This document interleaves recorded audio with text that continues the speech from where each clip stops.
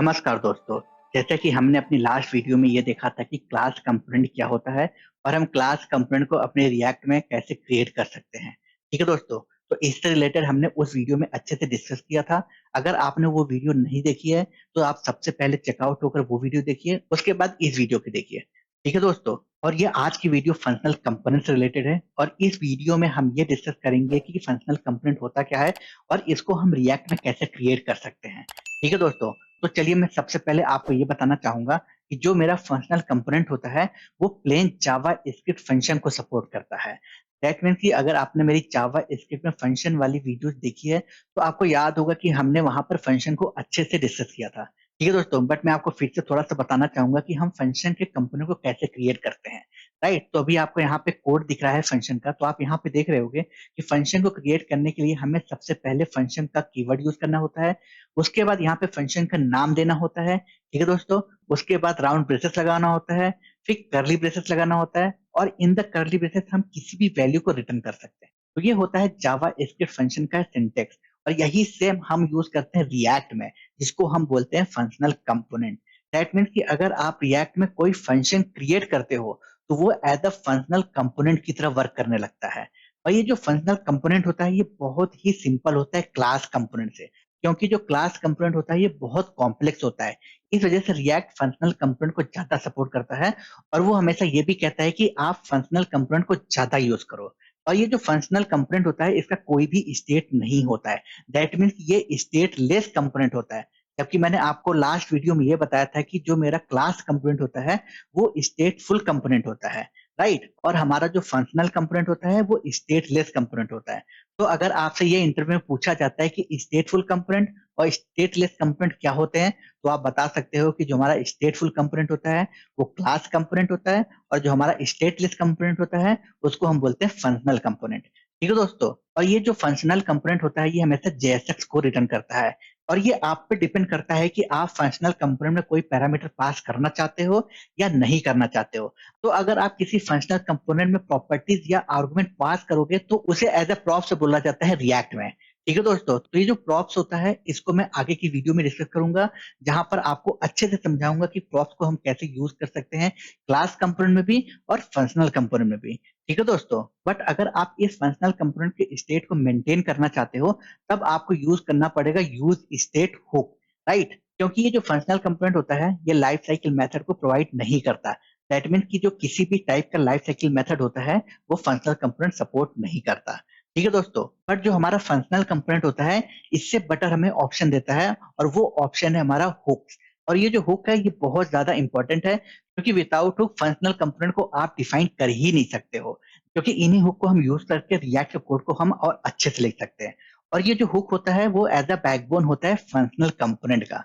ठीक है दोस्तों, और अगर हम कंपेयर करें क्लास कंपोनेंट और फंक्शनल कंपोनेंट से तो जो हमारा क्लास कंपोनेंट होता है उसमें हम बहुत ज्यादा कोड लिखते हैं।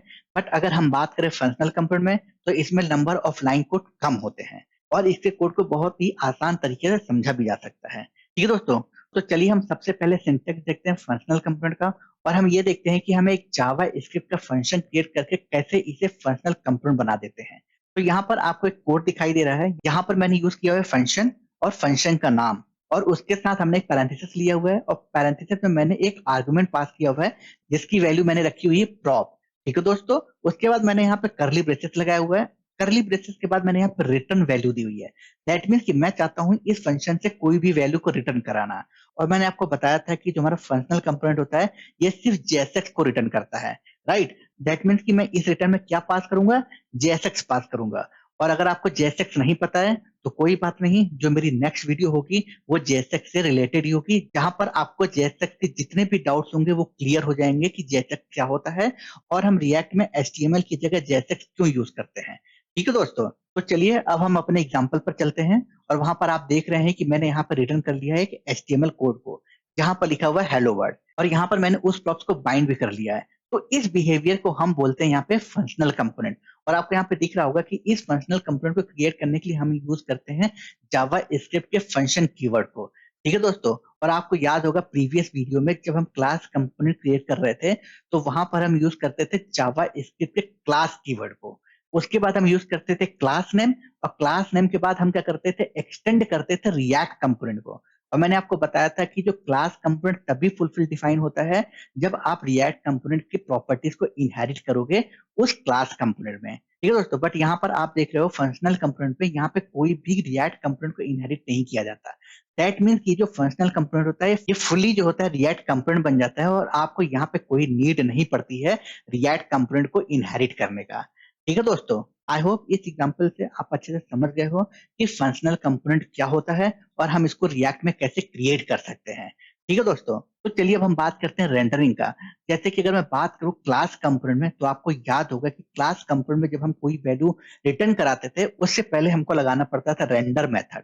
राइट दोस्तों, अगर आपको याद नहीं है तो आप मेरी प्रीवियस वीडियो जरूर देखिएगा। ठीक है, उसमें मैंने बहुत बेसिक से समझाया है कि क्लास कंपोनेंट में रेंडर मेथड इतना इंपॉर्टेंट क्यों है। बट अगर मैं बात करूं फंक्शनल कंपोनेंट की, तो जो हमारा फंक्शनल कंपोनेंट होता है उसको रेंडरिंग की कोई जरूरत नहीं पड़ती है, क्योंकि हमारा जो फंक्शनल कंपोनेंट होता है वो इंडिपेंडेंट फंक्शन होता है। दैट मीन्स कि वो प्लेन जावा स्क्रिप्ट फंक्शन को सपोर्ट करता है। ठीक है दोस्तों, तो यहाँ पर हमें रिएक्ट की कोई नीड नहीं पड़ी, और इस वजह से हमें यहाँ पे रेंडर करने की नीड नहीं पड़ी। ठीक है दोस्तों, तो चलिए दोस्तों हम सबसे पहले एग्जांपल देखते हैं, और एग्जांपल ये समझते हैं कि हम कैसे फंक्शनल कंपोनेंट को क्रिएट कर सकते हैं और उसको एक्सपोर्ट भी कर सकते हैं। ठीक है दोस्तों, आई होप दोस्तों आपको ये मेरी स्क्रीन दिखाई दे रही है, और आपको यहाँ पे दिख रहा है कि मैंने यहाँ पे क्लास कंपोनेंट बनाया हुआ है। और इस क्लास कंपोनेंट को बनाने के लिए हमें सबसे पहले कीवर्ड यूज करना पड़ता है क्लास का, फिर क्लास नेम, उसके बाद यहाँ पर हमको एक्सटेंड करना होता है। दैट मीन्स कि मैं यहाँ पर रिएक्ट कंपोनेंट को इनहेरिट कर रहा हूँ इस क्लास कंपोनेंट में। ठीक है दोस्तों, उसके बाद आप यहाँ पे देख रहे हो मैंने यहाँ पे रेंडर मेथड यूज किया हुआ है। अगर आप रेंडर मेथड नहीं यूज करोगे तो कभी भी इसकी वैल्यू रिटर्न नहीं करा पाओगे। तो इसलिए क्लास कंपोनेंट में रेंडर मेथड बहुत ज्यादा जरूरी है। अगर आपने क्लास कंपोनेंट में रेंडर डिफाइन नहीं किया हुआ है तो हमारा जो क्लास कंपोनेंट होता है वो रिएक्ट कंपोनेंट नहीं बन पाता है। ठीक है दोस्तों, तो आप यहाँ लास्ट में देख रहे हो कि मैंने इस क्लास कंपोनेंट को एक्सपोर्ट भी कराया है। राइट, और मैं आपको ये बताना चाहूंगा कि जब भी आप कोई कंपोनेंट बनाओ तो उसको एक्सपोर्ट करना जरूरी है। अगर आप एक्सपोर्ट नहीं करोगे तो आप किसी दूसरे कंपोनेंट में उसको एक्सेस नहीं कर पाओगे। तो अगर उस कंपोनेंट को किसी दूसरे कंपोनेंट में रीयूज करना है तो आपको सबसे पहले उस कंपोनेंट को एक्सपोर्ट करना पड़ेगा। ठीक है दोस्तों, तो आप इस एग्जांपल से समझ गए होंगे कि क्लास कंपोनेंट क्या होता है। राइट, तो चलिए अब हम क्रिएट करते हैं फंक्शन कंपोनेंट को, और हम दिखाते हैं कि इन दोनों में क्या डिफरेंसेस है। ठीक है दोस्तों, तो चलिए मैं इसको को सबसे पहले यहाँ से हटा देता हूँ। राइट, और इसको यहाँ से कमेंट कर देता हूँ, थोड़ा सा मैं स्पेस हटा दूं, और ये मैं कोड ही यहाँ से कमेंट कर दे रहा है। ठीक है, अब यहाँ पर मैं कीवर्ड यूज करूंगा फंक्शन का। दैट मीन्स कि मुझे यहाँ पे एक फंक्शन कंपोनेंट बनाना है, तो मैं यूज करूंगा फंक्शन, और फंक्शन का नाम दूंगा फंक्शन कंपोनेंट, और यहाँ पे लगाऊंगा पैरेंथेसिस, उसके बाद करली ब्रेसेस। ठीक है दोस्तों, और उसके बाद यहाँ पे लगा दूंगा रिटर्न, और इस रिटर्न में पास कर दूंगा हेलो वर्ल्ड, H1 टैग, और यहाँ पे मैं टेक्स्ट पास कर देता हूँ हेलो वर्ल्ड। तो यहाँ पर आप देख रहे होगे कि मैंने यहाँ पे एक फंक्शन बना दिया और मैंने यहाँ पे रिटर्न करा दिया उसका वैल्यू। बट अगर आप कंपेयर करो क्लास कंपोनेंट में, तो यहाँ पे आपको रेंडर मेथड की जरूरत होती है और एक्सटेंड करना होता है रिएक्ट कंपोनेंट को। बट इस फंक्शनल कंपोनेंट में ऐसा किसी चीज की नीड नहीं होती। बट हाँ, एक चीज याद रखिएगा, जब भी आप किसी कंपोनेंट को बनाइएगा तो उसको एक्सपोर्ट करना नहीं भूलिएगा। ठीक है दोस्तों, तो यहाँ पर हम इसको एक्सपोर्ट कर लेते हैं डिफॉल्ट, और यहाँ पे फंक्शन कंपोनेंट को पास कर देते हैं फंक्शन कंपोनेंट। ठीक है दोस्तों, अब मैं इसको जैसे ही लोड करूंगा तो आप देखोगे कि इसका आउटपुट आ जाएगा हेलो वर्ल्ड। मैंने इसको सेव किया और ये सक्सेसफुल यहाँ पे देखिए अब कंपाइल हो गया है। राइट, अब मैं अपने ब्राउजर पे चलता हूँ, वहां आप देखोगे यहाँ पे प्रिंट कर दिया हेलो वर्ल्ड। मैं आपको एक और बात बताना चाहता हूँ कि अगर आप कोई फंक्शन कंपोनेंट क्रिएट करते हो तो ऐसा नहीं है कि आप नॉर्मल फंक्शन यूज करके फंक्शन कंपोनेंट क्रिएट कर सकते हो। आप एरो फंक्शन यूज करके भी फंक्शनल कंपोनेंट क्रिएट कर सकते हो। दैट मीन्स कि मैं इस कोड को यहाँ पे कमेंट कर देता हूँ। राइट, और मैं यहाँ पे क्रिएट करता हूँ एरो फंक्शन। ठीक है, तो यहाँ पे मैंने यूज किया कॉन्स, के बाद मैं यहाँ पे यूज करूंगा फंक्शन नेम, और मेरा फंक्शन नेम है फंक्शन कंपोनेंट। ठीक है, तो मैं यूज किया फंक्शन कंपोनेंट, उसके बाद इक्वल टू राउंड ब्रेसेस, फिर इक्वल टू एरो, और ये हमारा हो गया करली ब्रेसेस। तो आप एरो फंक्शन यूज करके भी फंक्शनल कंपोनेंट बना सकते हो। ठीक है दोस्तों, तो इस करली ब्रेसेस के अंदर हम सेम ऐसे ही रिटर्न करेंगे जैसे कि हम नॉर्मल फंक्शन में करते थे। ठीक है, तो हम यहाँ यूज करेंगे रिटर्न, और इसको हम कॉपी करते हैं और यहाँ पे पेस्ट कर देते हैं। ठीक है दोस्तों, अब मैं इसको सेव करूंगा तो आप देखोगे कि यहाँ पे सक्सेसफुली कंपाइल हो गया है, कोई इशू नहीं आया। और अगर मैं अपने ब्राउजर पे जाऊं तो यहाँ पे इसका आउटपुट भी आ गया। राइट दोस्तों? तो अगर आप यहाँ पे देख रहे हो कि मैंने यहाँ पे रिटर्न एक सिंगल लाइन में किया हुआ है, बट अगर आप चाहते हो मल्टीपल लाइन रिटर्न करना, तो आप ऐसे कर सकते हो, इसको कट करो, उसके बाद यहाँ पे लगाओ राउंड ब्रेसेस, एंटर करो और ये कोड यहाँ पे पेस्ट कर दो और ये लास्ट में यहाँ पे आप सेमीकोलन लगा दो। ठीक है दोस्तों, तो अभी आप यहाँ पे देख रहे हो, यहाँ पे एरर मिल रहा है। जब इसको मैं सेव करूंगा तो आप देखोगे यहाँ पे कंपाइल एरर मिल गया, और ये एरर इसलिए मिल रहा है क्योंकि जब भी हम JSX को ग्रुप में यूज करते हैं तो हमें सबसे पहले डिफॉल्ट डिव लगाना होगा या हमें उस जगह पे फ्रेगमेंट यूज करना होगा। ठीक है दोस्तों, तो अभी आप इसके लिए परेशान नहीं होइए। नेक्स्ट वीडियो में हम अच्छे से डिस्कस करेंगे कि फ्रेगमेंट क्या होता है और डिफॉल्ट डिव क्या होता है। ठीक है दोस्तों, तो चलिए इसको मैं सबसे पहले फिक्स करता हूं। मैंने इसको कट किया और यहाँ पे लगाऊंगा डिव, राइट, और इसके अंदर इसको पेस्ट कर दूंगा और यहाँ से सेमीकोलन को हटा दूंगा। ठीक है दोस्तों, अब आप यहाँ पे देख रहे हो, यहाँ पे आप कोई एरर नहीं आ रहा। इसको मैं सेव कर दूंगा तो ये सक्सेसफुली कंपाइल भी हो जाएगा और हमारी वैल्यू भी रिटर्न कर देगा। ठीक है दोस्तों, तो चलिए मैं आपको ब्राउजर पे दिखाता हूँ। ये देखिए ब्राउजर पे यहाँ पे जो है हमारी वैल्यू भी रिटर्न कर दिया है। ठीक है दोस्तों, तो आज के इस वीडियो में हमने देखा कि फंक्शनल कंपोनेंट क्या होता है, फंक्शनल कंपोनेंट को हम कैसे क्रिएट कर सकते हैं और फंक्शनल कंपोनेंट में हम कैसे रिटर्न वैल्यू पास कर सकते हैं। और हमने ये भी देखा कि नॉर्मल फंक्शन के अलावा हम एरो फंक्शन को यूज करके भी अपना फंक्शनल कंपोनेंट क्रिएट कर सकते हैं। और हमने ये भी देखा कि अगर आपको फंक्शनल कंपोनेंट के अंदर मल्टीपल वैल्यूज रिटर्न करानी है तो आप कैसे कर सकते हो। आपको डिफॉल्ट डिव या फ्रेगमेंट लगानी होगी, तब आप जाके मल्टीपल वैल्यूज रिटर्न कर सकते हो। ठीक है दोस्तों, आई होप दोस्तों आपको ये वीडियोस अच्छी लगी होंगी।